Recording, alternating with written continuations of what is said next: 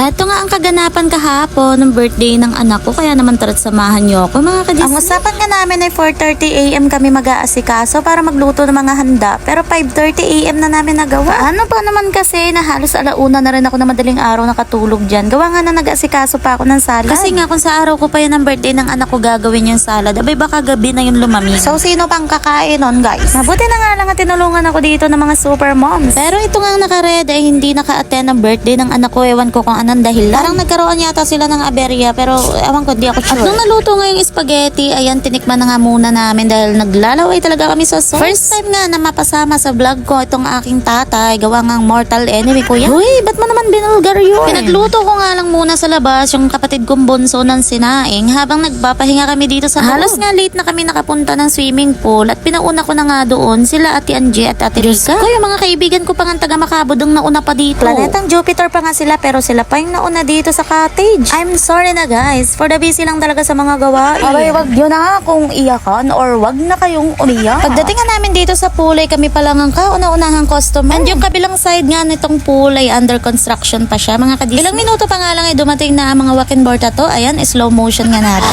Okay, wala kayo dyan, boy. Hindi ko nga alam kung sino nagbibideo dyan, pero maraming salamat talaga sa nagbideo ha. Ang dami nakuhang video. Abay, mantikan lang naman ako hindi makapag-upload. Yung ako yung may-ari ng cellphone, pero hindi ko talaga alam kung sino mga humahawak ng mga cellphone ko. Maya-maya nga ay biglang dumating dito yung hipag ko and ayan, may regalo siya sa aking Jonaki. Natutuwa nga ako dahil less na rin siya sa gastos itong paparating na pasukan. Dumating na nga rin po pala dito ng dalawang impacta galing dito sa kapatid ni Ate Angie. Halos kasi magkalapit bahay lang talaga sila ng kapatid ni Ate Angie tsaka itong pool. Tingnan nyo, mga hampas pa yan porket na late lang ako ng ilang minuto. Maya-maya nga ay biglang may lumapit sa aming pusa at nangangalabit pa nga siya. Abay, nanghihingi lang pala ng pagkain. Tingnan nyo naman dito yung kamay at paa ng asawa ko. Diyos ko, akala nyo naman galing sa giyera. Maya-maya nga ay nagkayayaan na sila magkainan. Gawa nga ng super gutom na. Sakto nga lang halos magtatanghali na rin kaming kumain dyan. Gawa nga nang nakalimutan yung kutsara at sando. Diba? Ang dami-dami makakalimutan. Pero yan pa talaga. Mabuti na nga lang at dito lang kami naligo sa laan. Kung natuloy ang plano namin na sa bayan pa, Diyos ko, panlayo nang uuwian. Habang nga nagkakainan kaming lahat, ito naman panganay ko or yung birthday boy natin, mag-isa lang dito sa swimming pool. Samantalang kaming lahat nagkakainan na siya, naglo-lonely pa. Tapos ito nga pamangkin ko, ayaw niya talaga sa akin, guys. Sobrang ganda ko para kaayawan mo. Sarap mong hagi sa pool.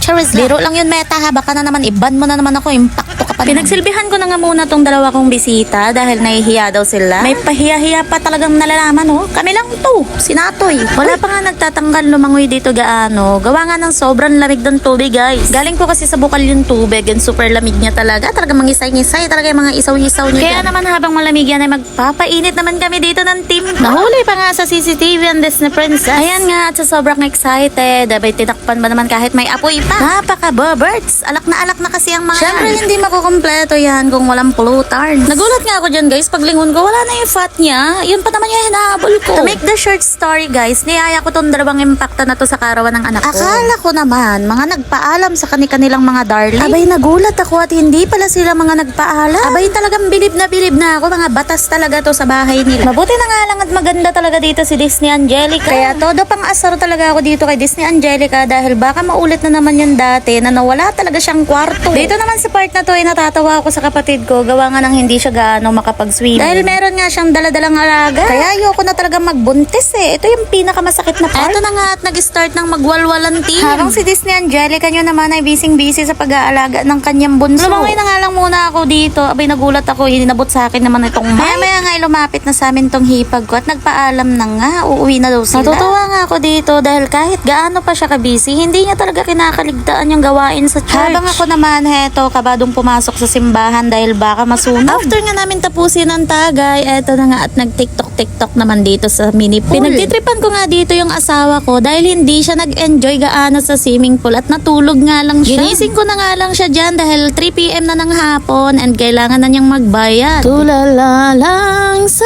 gilid at nagmumuni-muni. Pagkagising may bayarin, kawawang pareng sa amin. Ayan, ginawan na kita ng kantabi. Perfect!